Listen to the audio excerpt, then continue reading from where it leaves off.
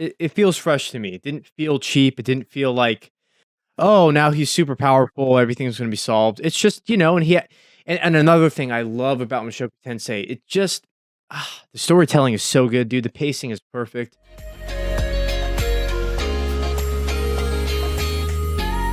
What is up, weebs? You have stumbled upon our review of Mushoku Tensei Season 2, Episode 1. So yes, no podcast episode this week, but we can't help but break this episode down for you guys. If you like this content, please give us a sub, stick around here. So yes, this is making our fall lineup. Next week, we're going to have a full podcast episode for you guys. But Mushoku Tensei started a little bit early. So yeah, and come on, it's Jobless Reincarnation. We have to talk about it. Germs, what did you think of the start of Jobless Season 2, Episode 1? Oh man, it feels like I'm back home again. It just feels, even though it came out a few seasons ago, it feels like an old show, just a classic. Just going back to it, and it just hit every beat that I wanted to see, and a little bit of spice too. A little bit of spice. It wouldn't be Jobless if there wasn't a little bit of spicy action going on. But I'm really happy with how it started. It just kind of threw us in, but like in the good, a nice throw. And it's not like it's like yeeting us and not worrying about it. It's a nice push to get right into it. So, spicy stuff. What do you think? Yeah, watching this gets me so excited for this season because Jobless came out in the winter of this year. So, this second season or season 1, the second Part 2 core, whatever you want to call it. Hulu has it still under season 1, just episode 12. So, yeah, I mean, this is a show that started this year at the beginning of the year. Now we're going to end this year with some Jobless. I think I've said that I think that this is certainly a candidate for Anime of the Year. It's a candidate. We'll see how the second season shapes out. But certainly one of my most favorite shows that I've seen all year. And season 2 delivers so far. This first episode, what a great start for me. So yeah, let's break down this episode. Let's get into some of this good stuff. First of all, we got to talk about Roxy because it's like right away. Like you see her right away. She's just like lurking around the town. So I'm excited to see that. The reunion is going to come eventually. Because you've read the manga. I don't. But whenever the reunion does happen, that'll be fun to see. So basically, we got the gang. They're kind of, they're still on their own. They see if they can travel by boat, but because because Ryujerd is a super, they discriminate against him and he has to pay more, which makes sense in this world, right?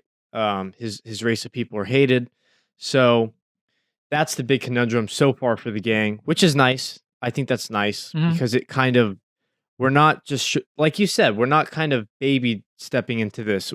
It's not like we're getting hit with the train, but we're also not tiptoeing here. I mean, it's just picking up perfectly right where it left off. No recap bullshit, none of that. I mean, they're doing a fantastic job. I want to know if it was like 3 minutes right in the beginning of some. Oh no. Nope. Right away. They don't do that. They don't do that here. No OP as well. Back again. Back again. And like the beginning animation, dude. The beach, like the waves, I'm just looking at it going like, it still looks beautiful. It still looks beautiful because my biggest concern these days is I start to like a show and then like eventually wondering, like something happens, the animation goes off a cliff, the storytelling goes off a cliff. We're still Promised Neverland. Yeah, Promised Neverland. See, I'm getting PTSD thinking about this stuff, Germs. But it doesn't look like that's happening to Jobless. Not yet. So we're doing good. We're still riding the wheels.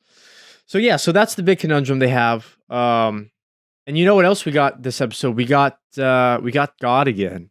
What do you think of those scenes where we have the MC interacting with this sort of godlike unknown figure to us? I love them, dude. I love them. Yeah, I love his interactions. Like, it's you again. It's like imagine seeing God and it's like, what's up? What's going on this time? Why am I here? Right. And so he gives MC a sort of a request or sort of guidance to meet someone, give them food in a specific place in a back alleyway. Um, so he finds this I don't even know what you'd call it, like a hobo, sort of a I don't know, homeless Yeah. person that you can't really see who it is, but it turns out it is the demon emperor Kishirika Kishirisu. It's getting harder to say, but when I saw this character, I'm like, okay, this is interesting, right? Because he finds the homeless person, he gives the food, and then she like comes alive, and it like the whole tone of the episode changes, right? Like the flashy animation, it goes over the top. I'm thinking to myself, like, I don't know if I'm gonna like her. I really don't know if I'm gonna like her, but it's not. It didn't feel cheap because something very, very important happens from that encounter, and that is the demon eye. You want to talk about the demon eye germs? Yeah, so now so she was like, "Oh, since you give me food, what do you want?" He was like, power, money, your body. She's like, no, I can't do those. So I guess I'll give you an eye so you can see the future slightly. So now one of his eyes can see slightly in the future a little bit. So that's a big advantage, especially fighting and all that kind of stuff. So a pretty big buff to our boy here, getting a little bit more OP than he already was. Yeah, and I like that it's just in one eye. I think it's a sort of I like how unique it is. Like you can kind of see a few seconds in the future. That's cool, and the animation illustrates that, right? Like you'll see they show the lines of where someone is going to go and stuff like that. We get to see that in combat. That's really cool. Hopefully, this doesn't turn into the Sharingan where he gets to fucking he can put you in flames in eternity or fucking summon shit. You know, 2 stories high. Hopefully Just nothing. wait till the stand comes out. His stand's gonna just appear. Hopefully no stands. The world. Hopefully no power creep here. Just seeing in the future a little bit. I like that. I like that it's just one eye. I like it's like it feels fresh to me. It didn't feel cheap. It didn't feel like, oh, now he's super powerful. Everything's going to be solved. It's just and another thing I love about Mushoku Tensei, it just the storytelling is so good, dude. The pacing is perfect. You get to see him work on it for a week. Initially, it really hurts him. By the end, he is, back in training. I just love it. I just love it. And then, yeah, so Hmm. at the end, Rudeus, it kind of ends with a cliffhanger. A guy that he pushed out of the way because a vase was going to fall on him. He confronts them. Oh, there was another thing right there.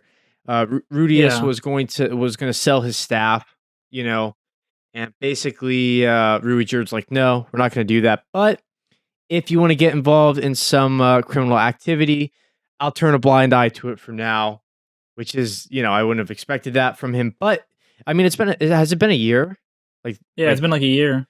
so I get that they're closer and stuff like that. So I'm fine with that. That's not really like a plot hole to me. I don't know what to say, man. Like 10 out of 10, solid episode. I couldn't have asked for anything different. Even with the new character, I was like, "Ah, this is gonna get over the top and kind of funny." Like, it's fine, like, I enjoy it, but whatever. It still served a purpose. I actually ended up kind of liking the character at the end. We had the funny moment, we had his pervy moment. Um, even yeah, it's just perfect. Anything to add? Anything to what are your impressions of it? It just feels good, man. It just feels good seeing how well they're treating this show. They're not. They're keeping all those little moments, all that little stuff. It feels so good seeing all those little moments. You know, seeing Yeah. him training and all that stuff. Some shows we'll just skip the week and be like, oh well, look, I can use it now. Showing us, okay, well, so let's see him use it in combat against Eris, and then you saw what happened. So it's like, oh, they're just doing everything so good right now, man. I'm just so happy, and the animation's just as good as it was before. So like, Yep. there's really nothing. It's like we're just back to the highs, We're right back in it. We're right back in the thick of it. Yeah, one thing that I love about Jobless, and this is why I think I like it more than most isekai, um, is because isekai to me it's kind of like people can hate me for this, but it's kind of lame. Like, oh, we're gonna take a character, throw them in a new world, and the world is just already established. It's just kind of how it is, and they have to adapt, right?